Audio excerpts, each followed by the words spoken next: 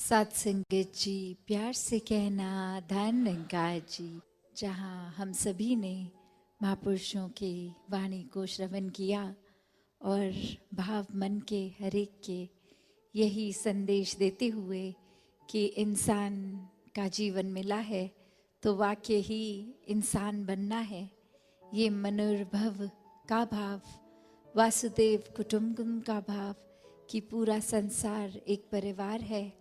और जब हम वाक्य में ही मनुष्य हैं तो मनुष्य बनने का प्रमाण फिर ये सिर्फ शरीर ही नहीं है, ये आकार शक्ल, ये चाहे मनुष्य की हो, जो वाक्य में हमको मनुष्य बनाता है वो ये मानवीय गुण, ये दैवीय गुण है, जो सिर्फ और सिर्फ एक पक्की तरह, एक पूर्णता से एक स्वाभाविक रूप अपना तभी ले पाते हैं जब इस निराकार, इस परमात्मा, इस परमेश्वर, जो भी नाम से हम इसको बुलाना चाहें, इसको वाक्य में इस भगवान के दर्शन करें जो ये निराकार हर जगह है।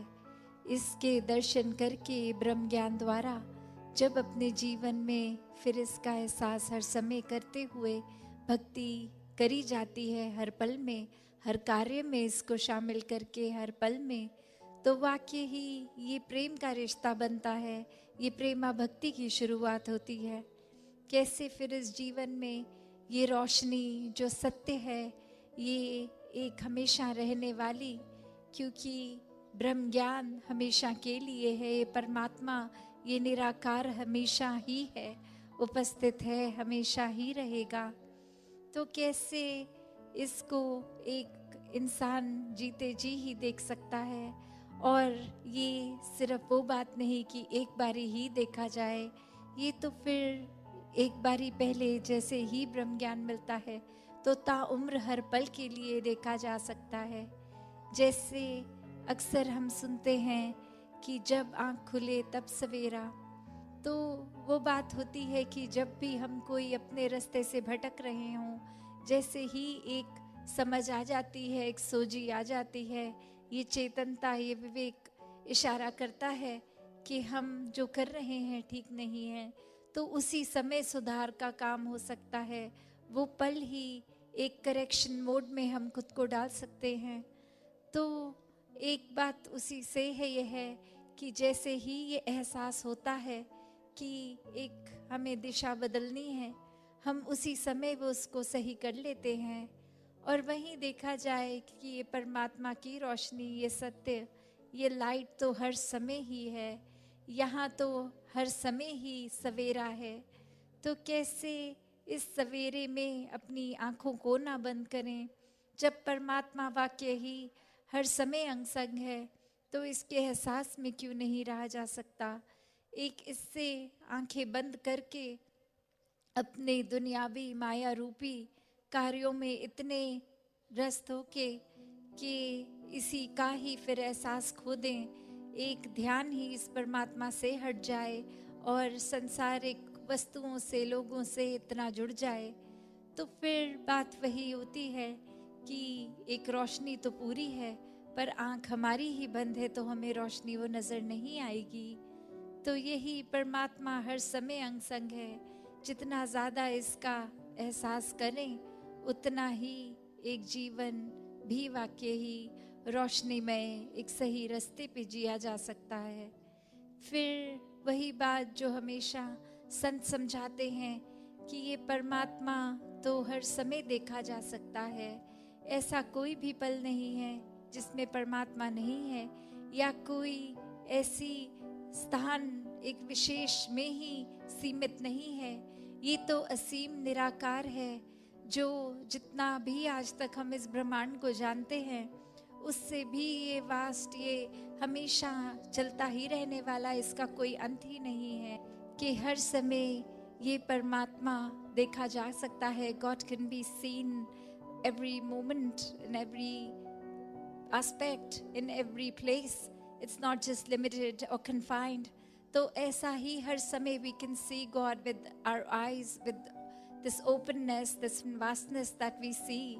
The distance between two people, as we see, is an empty space, but in reality that consists of God, this divine light, this truth. तो कैसे ये एक दूसरे के ऊपर हमारी अगर नजर भी पड़ती है तो इसके बीच में कहने को तो ये खाली स्थान है जो इस नजर से देखेंगे, पर ब्रह्मज्ञानियों को, ये संतों महात्माओं को पता है कि ये खाली जगह भी खाली नहीं है, इसी में परमात्मा है। इसी का जो ये खाली स्थान नहीं कोई ऐसा जहाँ परमात्मा नहीं है। ये इंसानी शरीरों के अंदर भी यही परमात्मा है जो अंग संग हमेशा हर जगह है। तो कैसे अपने जीवन में जब ये बात घर कर लेती है, ये समझ आ जाता है ब्रह्म ज्ञान, तो हर पल ये बेरंगे रूप में ही ये परमात्मा हर एक में भी दिखता है। एक इस रूप में भी निराकार की जो समझ आ जाती है, फिर एक मन वाक्य ही मनुष्यता की ओर जाता है। फिर ये दैवीय गुण, ये मानवीय गुण स्वयं ही आ जाते हैं।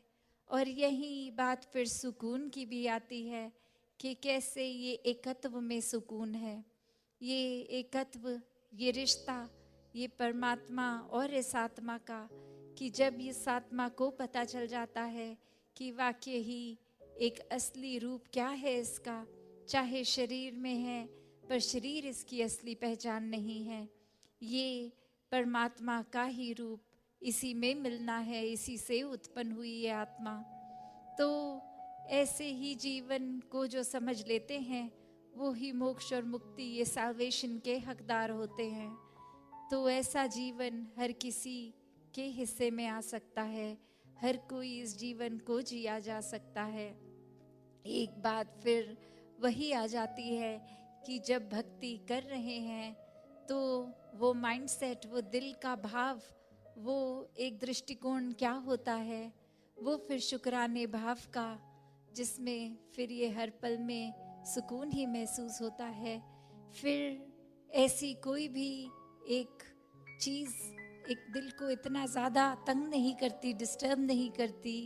एक कुछ भी हो उसमें भक्त हर समय में ये देख लेते हैं कि अभी अगर ऐसा है तो भी बहुत अच्छा है, अगर हमारे मन मुताबिक कुछ होता तो शायद वो इतना अच्छा ना होता जो परमात्मा की रज़ा से हो रहा है। इसमें कितना ही बेहतर है हमारे लिए, वो हमें दिख रहा है या नहीं, पर उसमें बेहतरी ही है हमारे लिए। तो भक्तों ने हमेशा यही सिखाया है, जितना इस परमात्मा के रंग में रंगे रहेंगे, इसके प्यार में चूर रहेंगे, उतना ही हमारा सुधार होता जाएगा, उतना ही हम प्यार बनते जाएंगे।